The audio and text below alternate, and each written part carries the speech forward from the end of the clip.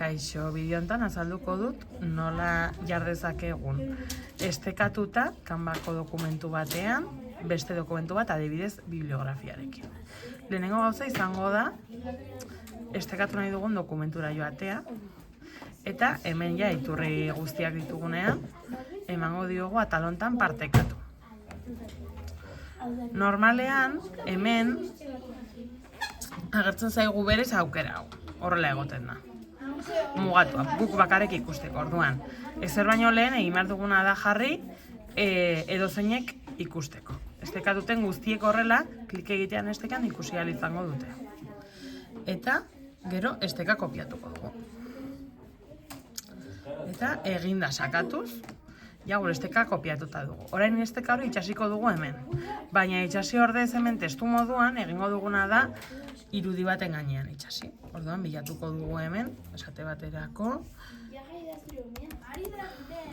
enlace.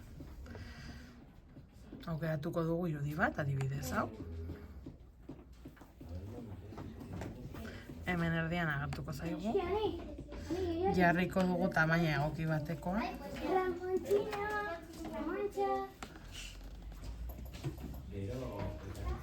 Eta nahi dugun izkinean kokatuko dugu. Eta behin kokatu dugula,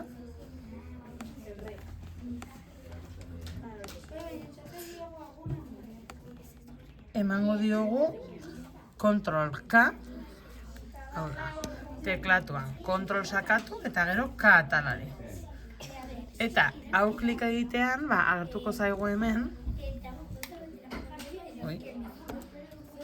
Ctrl-K, agertuko zaigu horrelako kuadro bat. Eta hemen itxas dezakegu guk nahi dugun esteka. Kasu honetan, pegar egingo dugu, edo bestela, Ctrl-V sakatuz ere itxasten da. Ctrl eta gero V. Eta behin hemen itxasi dela gure esteka, emango diogu listo. Eta orain agertzen digu enlace añadido, beraz, edozein momentutan hemen klik egiten badugu, ja gertuko zaigu automatikoki esteka eta klik eginez ikusi ahalko dugu gure bibliografia dokumentua.